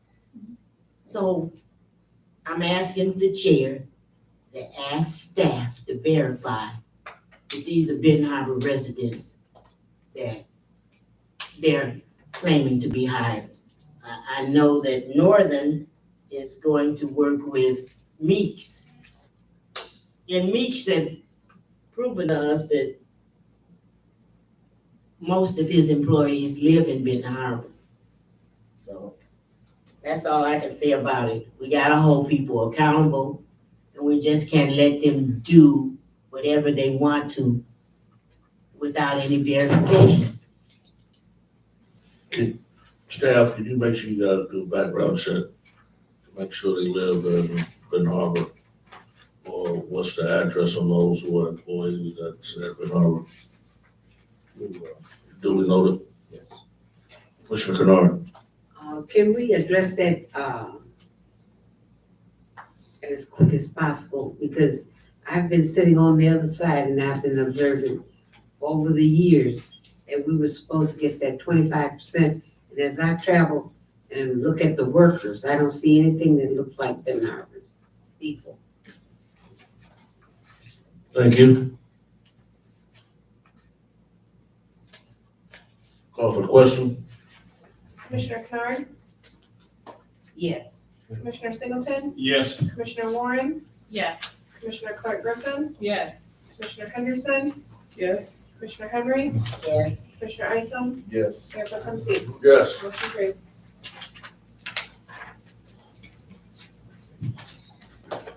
That's the last one. Now you're on the last item. Okay, resolution to authorizing the city manager to accept a grant agreement from MDOT Category B program to resurface Jefferson Street. So move. Support. Been motioned by Commissioner Singleton, been supported by Commissioner Isom. Any discussion? Chair, you gonna give me that privilege of discussing this right now? Okay. Well, one thing that popped out. We didn't talk about the cost of this job and what it would cost the city of Benton Harbor. And I don't know if you guys know how much the project is gonna be. I'm trying to find it now. It's the last page.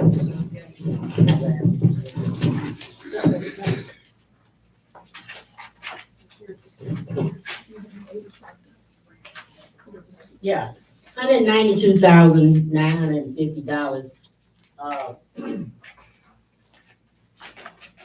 There was no information as to where we're gonna get that money from. Of course, we didn't get a chance to talk about it. We didn't get a chance to talk about if we were gonna, use asphalt, which is environmental unsafe now, or if we're gonna use concrete. We didn't get a chance to talk about, anything about this job. What is the Category B program? I don't know. I did look it up, but we didn't get a chance to talk about it as a whole. All right. See, better help me. Let me read this real quick. All right. Read it. Justification, Transportation Economic Development Funds, Category B program for villages and small cities program designed as a stopgap measure to provide additional road funding to the smallest communities in Michigan, particularly those with limited liability to fund road projects. The focus of this program is to improve local streets. The City of Benton Harbor submitted an application in June 2023 requesting $192,950 in grant funds to improve Jefferson Street and committing to the $192,950 match to a total of $385,900 construction cost project. The project works include hot mix asphalt cold milling as needed, concrete pavement repairs, and hot mix asphalt paving along Jefferson Street from Pipestone to Summit Street, and concrete pavement repairs along Jefferson Street from Pipestone Street to Highland Avenue, including as needed storm sewer cleaning, repair, and catch basins, and all together with necessary work-related work. The grant does not cover additional costs such as engineering fees, water or sanitary costs, or sidewalks. The grant application was approved for funding and requires a resolution to accept the grant to execute the agreement.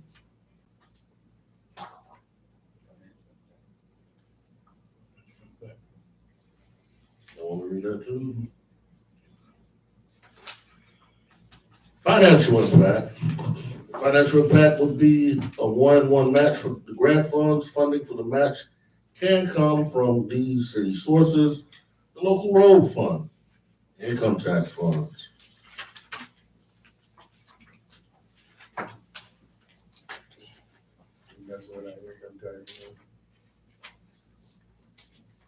Well, at least they're not named Green. Don't be sitting down there sneaking, because you the one who started this mess.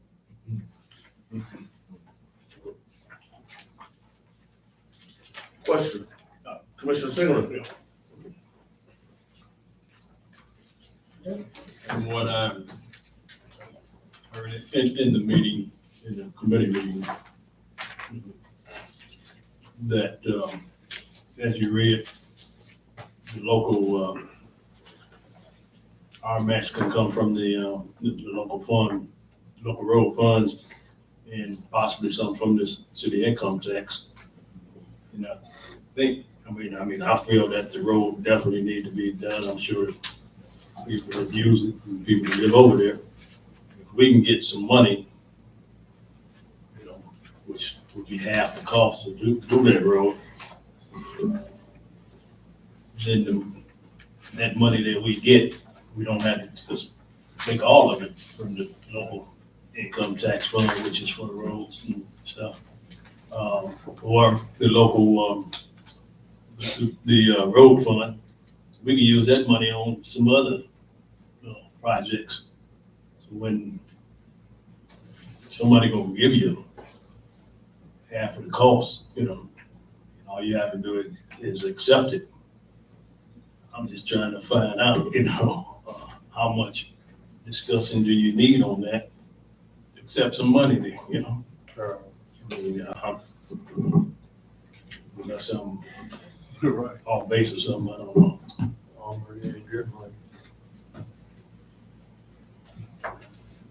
Commissioner Anderson. Yeah, I just have a quick, question in regards to that. I agree. They're giving us the money, but if only 10% of the income tax is being collected, how much of that is gonna be spent on the road to actually meet, this one-to-one match that they were asking?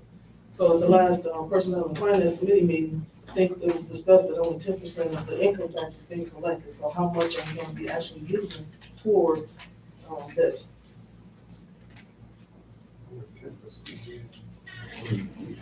Well, now, to the city manager, is the money available for the match? So that's Where's the my money question. coming from? Is the money available, for this match? Yes, it is. And it's coming out of the road fund? How much? How much? There was only 10% of the income tax actually being collected, currently. How much will be used towards this project if there's a one-to-one match? Says the road fund is. That's a good question. Jason. Is there any way, can he come forth now and answer? Jason Mark with Amherst. I'm not positive what you have in the road fund, but I do know, and you can look at Commissioner Isom and the local income tax. I was under the impression that the local income tax had over $2 million in it. So, because we're talking about strategizing for another local streets program, what you guys have been doing each year. So, I mean, I take it as this way, if you're gonna resurface Jefferson Street with local income tax funds without this money, let's just say the city wants to put together $1 million package. Well, Jefferson Street alone is gonna cost you $395,000 out of that $1 million package. So if you could use income tax funds to support this, you're doubling your $195,000 investment. So you can do more with the local streets or the local roads. But I do know the local income tax was well over $2 million the last time I talked to city staff. And I might add that before we even apply, we do coordinate with the finance director. Thank you. So the money is there, it's $192,950, which is the match funding, which will come from either roads or income tax. Commissioner Henry. What is the amount that's gonna be taken from the local street fund? And what is the amount that's gonna be taken from the income tax? My question now to staff is this, real quickly. Is the money somewhere available for us to at least accept the grant? Because if you don't accept the grant money, that's $192,000 that's just laying out there that goes away that you don't get back. So is there money somewhere without putting us in a straight or a straight jacket? Or we gotta raise the taxes on somebody, or do anything else to just say, yes, we want that money? That's it. The answer is yes. And if we cannot find the money, then we return the money. No. The answer is yes. Well, I mean, because we don't. Can you answer the question, get somebody to answer the question? How much money is gonna come out the local fund and how much money gonna come out the income? It's just something simple. It said 10%, so that would be $100,000, and our general fund would be I'm 92. sorry. She just said 10%, shit. Point of order. Come on. I mean, come We on. understand. She just said it. Did she study acting? Well, we gotta go around, if you gotta go around your elbow to your arm. Okay, the elbow, all right. She just told you,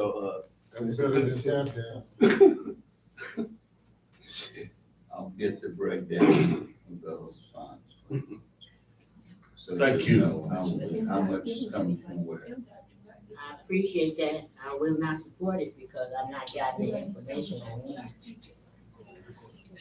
So, this point of clarity, we're voting on accepting a grant. Right. That's it right now, right? All right, so we want to make sure the public understands what we're voting on. That's accepting a grant for Jefferson Street. Call for the question. Commissioner Singleton, Yes. Commissioner Warren, Yes. Commissioner Clark Griffin, Yes. Commissioner Henderson, Yes. Commissioner Henry, No. Commissioner Isom, Yes. Commissioner Kennard, Yes. Mayor Pro Tem Seats. Yes, Motion carried. thank you. Thank you. Like that. That's the way I come. All right, at this time, we're gonna have comments from our beloved city staff and officials. We're gonna start with, our city clerk. Thank you. So I just want to piggyback off of one of the citizens' comments today and talk about early voting, which is an additional option to election day. Early voting takes place starting on February 17th until February 25th, 9 days prior to the election. It will be at the LMC Todd Center. Everybody should have gotten a postcard in the mail that the county sent out for that. So that is just an additional option. It does not take place precedence over election day. There is no change to your election day, voting precincts, all of that will remain the same. With absentee voting, most people should have gotten their ballot selection forms or their absentee applications. Those need to be returned ASAP in order to get your ballot in the mail for it to arrive before February 27th. Thank you. Yes, our beloved chief.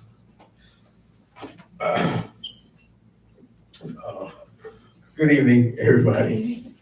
I don't really have much comment other than we're gonna remove you from Lehman's missing person report. It's good to see you, whatever your name is. But no, I have no report for tonight. Thank you, chief. We found us together so long. City manager, thank you for your hard work. Thank you. I have no report tonight. Thank you. Commissioner Henry. Thank you, Honorable Chair. I just want to let the citizens know that all of this money being spent on infrastructure is just great, but one thing that's missing in Benton Harbor is human infrastructure. We're not taking care of the human part of it. We have a little less than 9,000 people that are hurting. Hurting! And we need to pay attention to it. We need to help our own people. This is a time for us as African Americans to focus in on what is important to us. But if we sit here in this unbelievable chamber with 9 African American people that was raised in America, and then you can't have a focus on your own self. Everybody else is focusing on themselves.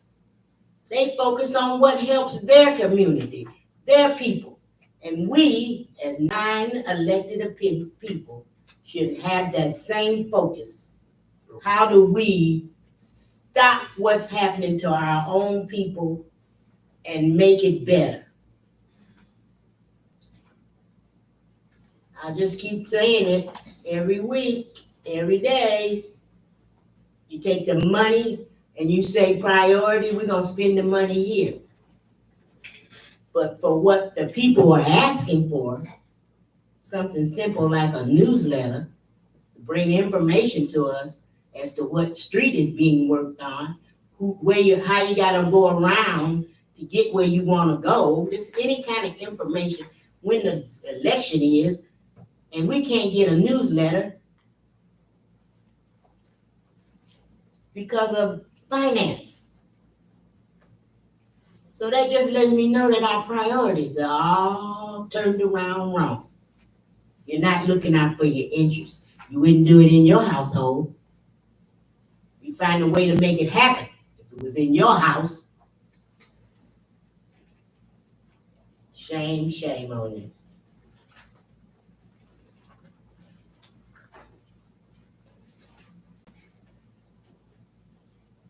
Commissioner Warren. Thank you, Honorable Chair. Thank everybody for coming out tonight. My comments for the citizens would be, if you want change and you're not happy, I hear a lot of comments, but I don't see a lot of action. So my comments would be, I encourage you to join a committee and come to the meetings and let your voice be heard. Thank you. Comments. Commissioner Clark Griffin. Good evening, everyone. I'd like to thank everybody for coming out, and just to give you an update what's going on in the 4th Ward. On Saturday, March 23rd, we'll be doing the spring cleanup. So anybody interested in volunteer to be a part of the cleanup, contact me, and have a good night. Thank you. Commissioner Henderson. Thank you, Mayor Pro Tem. Just like to thank all the residents for coming out tonight and hearing all of the things that were approved tonight. I would beg to disagree. There was a lot of business accomplished tonight. Many residents talk about safe, clean streets, infrastructure that's been renewed, parks that are safe and lit, cameras that are in the city to provide safety. So, which are many of the things that we are and have been accomplishing in our community. And I feel really good about many of those accomplishments. It's been years since that's been done. And so many of the residents are asking for these things. They're asking for recreation opportunities. They're asking for parks to be redone that they feel safe in, where trees are cut back. Trees are being cut down in neighborhoods that were hanging over the street. Sidewalks are being done and safe where people can walk along those. So there's work that's being done in our community, and people are responding to that work, finally saying, many of them, that the city is responding to their needs. So I think there's a difference between those things and the things that relate to people's personal situations that need to be addressed, like homelessness and the things that face people living in abandoned or rundown or not safe facilities, which is, they also need to be addressed. And I think there's a way to do both of those. But when it comes to the city, these are the things that we were elected to address immediately, and things that we can do. It's in our purview to do. And I think that we're doing some of those things. Might not have been in the timely manner that many people wanted it done, but it's being accomplished. One thing I'd like to talk about is the water bills. I've been getting some complaints about people not getting their water bills for the last 2 months. Those bills are still due. There was an issue that probably should have been communicated prior to it happening, that there was an issue with the printing of those bills. So those bills will be coming out. Unfortunately, there will be 2 bills on those water bills when they do come out. So if residents wanted to come up and pay those bills, they could. But that really should have been communicated to us and to the residents. So that was just an oversight. And so if you have any questions, call the water department. The $700 payments that were put on water bills most of that has been used. So it is now the responsibility of the residents to actually pay those bills. And again, that really should have been communicated. So please call City Hall or one of us if you need further explanation about those. And just thank everybody for coming and have a great night. Commissioner Lodge Kennard. Thank you, Honorable Chair. And thank all of you for coming out tonight. It feels a little funny for me to be on this side, but I guess over a period of time, I will get used to it. But what I'd like to say to each of you, that when I went out to campaign, they said you shake hands and kiss babies. But I shook hands with all honesty that I would be a voice for our community. And with our community, we got to remember, when they voted for us, they want you to represent them. And when I represent them, I'm representing me because I'm a part of the community. And we want to, during my period of time, be sure to impress upon us that we've got to be a voice. We've got to answer the questions that they come for. Be sure to return those calls. Get out and talk to your community. You talk to them when you want their votes. Get out and talk to them once you get their votes. Because if I do a disservice to my community, I'm doing a disservice to me. So let's remember that our residents need us to be a voice as we promised them. Thank you and have a blessed evening. Commissioner Isom. Thank you, Honorable Mayor Pro Tem. I'd just like to thank everyone for coming out tonight. Kind of sluggish watching the game last night, but I'm sorry. You know, we continue to work on the roads, infrastructure, water. You know, thank you, Commissioner Henderson, for clearing that up. Because if people don't see no bill, you think they're gonna pay a bill? If they don't see a bill right now, people's not gonna pay it. So thank you for that clarity on that, because we do need that money to supply the utility funds. What else I was gonna say? Gotta talk about the lines. And thank you for working diligently, Commissioner Henry, with me on that last item. Together we can get this done. Thank you. That's it. Mr. Singleton. Thank you, Honorable Mayor. Sorry, just point of privilege real quick. Director Little, do you have anything for tonight? I do. Thank you. I'd like to remind all of us of something that 2 years ago I mentioned to you when this process of the federal largesse and funding for coronavirus, ARPA, infrastructure bill, and so forth began. You will recall that at the time when that started, I mentioned to you that most of that had dates on it in terms of what had to be done. The ARPA and coronavirus money essentially said, whatever funding is available that you receive in grants must be committed by September 30, 2024. It must be expended by 2026. And the reason for that expended by 2026 is that the congressional act that approved this money, what's left as of October 26, it just goes away. It no longer exists. So you won't, if you haven't used it, you won't be able to use it. We're getting more things done in the city now than has been done in much of the city's history. Why? Because there is money there to get. We can't afford to waste our opportunities and our time arguing about whether we should get the money.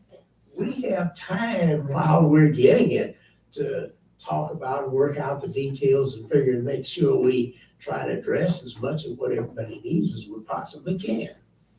I just want to touch on a couple of things. You heard Commissioner mention about the foreclosures on tax sales. Just a reminder, in that first year when it came on board, you passed a resolution, and each time those tax sales come up, I'll be combing through those, looking for properties that are immediately adjacent to other city properties that we own, that are in particular situations that would make it worth our while and to our advantage to try and secure those properties and so forth. And I'll be coming back to you, bringing them back to you to say why we want them and suggested to you that we should take them. Things like our parks, we want to make improvements to every park if we can. And I can tell you the time that I've been here, Mr. Mitchell and I meeting and talking with Whirlpool, the meetings they've come in here and met with members of the committees and so forth, Whirlpool has done nothing that they have not talked with us about and gotten our agreement and permission to proceed on. We should be very appreciative of what Whirlpool has done. They didn't have to do it. And I'm asking them to continue. And not only that, we're going to be reaching out to other businesses to ask them to do things like this too for the city that need to be done. The question about the grants kind of reminded me of something that came up a couple of commission meetings ago when somebody said that we approved funding for someplace else and someplace else. Why wasn't it being done? We have to keep in mind that when we approve and go after a grant, that doesn't give us immediate money. We may not even get the grant, but once we get it, and then we spend it. Lastly, I need to mention that one of the things that we're trying to go after now to help the city, again, a one-time, once-in-a-lifetime opportunity, and that is a grant called BEADS that will fund money to go after high-speed internet, fiber optics. The state has submitted its plan to the federal government, and we expect that within the next 4 to 6 weeks, the federal government will approve the state's plan. When they do, it will begin an automatic 30-day period for challenges. Challenges are necessary because of the existence of the coax cable that Comcast owns in the city. It is considered that the community is being served just because the cable is there. Now, you all know as well as I do, there's no great high-speed internet in this city, and most of the residents don't even have slow-speed internet. That's why we see kids coming down and families circling around the library so they can get the kids' internet to do their homework and so forth. So we're going to have to challenge, and challenging means, one, possibly asking engineers to go out and observe the cable to be sure that it is there and that it's in good condition, that it could be providing service or could not. And the other is a speed test. Merit Engineering, we've been talking with them this last week or so, as well as with the county, and they're going to be offering to do speed tests. If we can find a certain number of people in each census tract block that are paying Comcast for internet that's supposed to be the higher speed, and they will agree to do the speed test that Merit's going to set up, and they prove that it's not high speed, then that gets discounted down as being underserved. And what that does is then enables us the opportunity to pursue grant money to provide that high speed ourselves. Thank you, Mr. Little. Next time you go on first, man. Mr. Singleton. Yeah,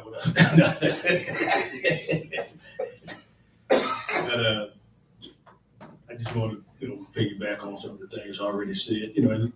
There's a whole lot of things have been happening in this city, coming from, like you say, almost nothing to the opportunity to do a whole lot of things. The streets, citizens are all about the streets.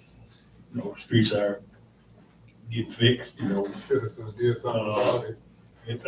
Sidewalks, the parks. I did read the park plan and also attended quite a few meetings with some of the members of the public who had some input, and I think that's the right way to go about it, is getting citizen input. Then I think Commissioner Henson was talking about the trash. We do, this little city produce a whole lot of trash, and I think, a lot of it is, that, stuff that just don't last like it used to. But I think one of the first things that we did when we did get bring the trash back in-house, that gave us an opportunity to begin to look at some other things. It's been some recycling talk going about. Several commissioners have talked about that. I think we had a meeting with somebody from the state talking about recycling. We do need to figure out how to cut that bill down. It's so I think a lot of it is manpower and equipment, and then finding out the best way to get rid of it. Like making those several trips to the landfill that get costly. We talked about the wasted space because a lot of that is bulk.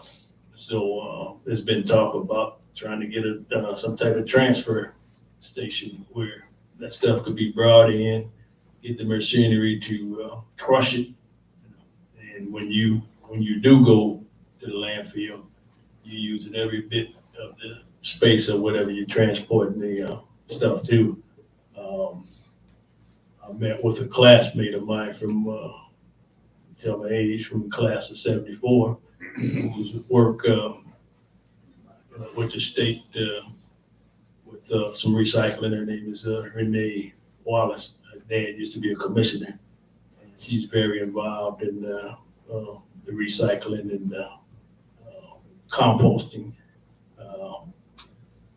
I'll be meeting with her to try to get all the information, soak it up from her. She want to do something here, so hopefully it'll be something to help us. We can even just the leaves. If we can just not have to take them to the landfill, that'll save us. If we can recycle them, we get a little change back. That would help pay for some equipment or somebody's salary or something. So those things are definitely being looked at, and hopefully, we can get something done. Anything else? About 22 seconds. I gotta pick up my buddy here. Got to do hairstyle. I think there was a bet. I think there was a bet with the Lions. They lost. But they'll be back next year. Thank everybody for coming out. Thank you for everybody who came out tonight. I think it was a good meeting. I do appreciate every presentation. To one of our mentors, Commissioner Marshall, thank you for being here. Thank you for your leadership down there at Towers, all the commissioners, Pitchford and Commissioner Yarbrough, thank you for being here. Commissioner Jerry Edwards, thank you for still standing up to the plate and coming and support these meetings. Ben Harbor has tremendously turned over. If somebody can't see it, I often tell them to go to Great Lakes. They can sit in one of those chairs and they can tune the vision in. Because when you come from St. Joe over to Benton Harbor, right now, I believe our downtown is almost looking better than theirs. It says something to testament of the city, and it's moving. It's moving into the residential area. Our parks are being redefined. And somebody said, well, the parks are being fixed for somebody else. I've yet to see a whole group of any other nationality of kids out there playing, but our kids. Now we have a Hispanic community that's coming in, and I'm seeing quite prevalent in the areas. But it's still recreation for our children who had none. My prayers is going out to this city and to every commissioner for what you do. You make this commission better. If we work together, we're better together than divided. One good thing about Ron Carter, and I say one, was formerly I don't know what we would call him. He was the city manager for about 3 weeks. He came in, he had a handful of pencils. And he told us all, I think Commissioner Marshall was there, he said, he passed us all one pencil, we all broke them. And he said, now put them all together and see if you can break them. And nobody on the board could break those pencils. So together we are stronger, we are divided. And I hope to see this year be one of the greatest years for our city. We're working for the people of Benton Harbor. We are working for the people of Benton Harbor. I'm not working for anybody else but the people of Benton Harbor, the city residents of Benton Harbor, and we can work together with anybody. But when we're working for, the city residents voted us in to do a job for them. I think we have improved the services. We have our own trash trucks.